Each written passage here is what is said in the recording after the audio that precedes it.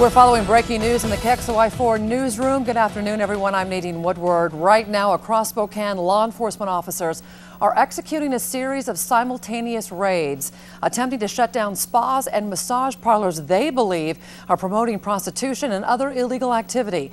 Now, those raids began just a few minutes ago, stretching from the base of the South Hill on Maple, north to Francis, and east to Trent in Spokane Valley. 15 locations in all. KXLY4 has crews all over Spokane. We're tracking this story. Our exclusive coverage begins now with Jeff Humphrey. He's live with more on what they are calling Operation Red Light. Jeff?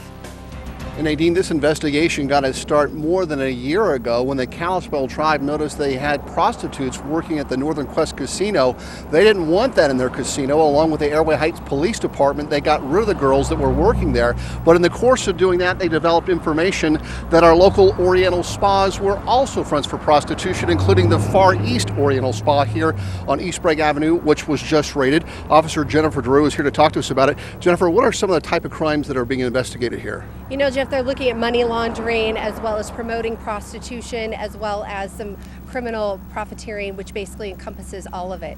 And at one point there was concern that perhaps there was human trafficking involved because some of these ladies are also immigrants. Do you know about the possible exploitation of these people because of their immigration status? You know, certainly the year-long investigation generated all sorts of different information, and it's taken us in a variety of directions. Right now we're just executing search warrants and contacting the owners of 8 different spas throughout the community. After that happens, we'll be able to look in to see if there's any victimization of women, transporting across state lines, or the human trafficking aspect. And there's also the hope that some of these assets will be forfeited because they're ill-gotten good. It looks like y'all are very interested in breaking the financial back of the operation so it doesn't come back tomorrow. Absolutely, because that's really the crux of it. It's all about money, and that's where we get the money laundering, and really the career of some of these women is they start in these spas and eventually they end up out on the street. Jennifer, are you amazed at the extent of this, the amount of money, the number of locations? This is a big problem, isn't it? It's a huge problem, and it's one that's been very difficult for law enforcement through the last at least 20 years that I've been around. And it is very difficult to show, but we all know. I mean, you ask anybody on the street, they know what goes on in these spas. Well, hopefully this is a step in the right direction of ending those.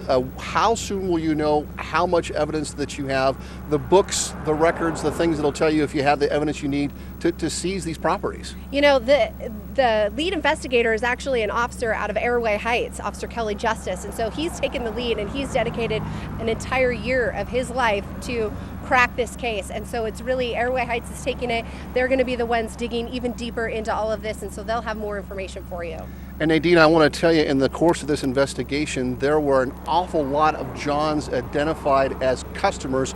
All of that information is contained in court documents associated with this investigation. And while it may be a while till we can get our hands on that information, the people that have been patronizing these prostitutes to the tune of $200 per session could be identified. I want to tell you, folks that are familiar with this investigation say, even though it says massage parlor, there are no massage tables in any of these facilities. They're beds, and they're essentially brothels that have been operating in the city, at least up until now. Nadine? Well, but Jeff, it sounds like, you know, this investigation has been a year in the making. Could it expand to any other businesses down the road?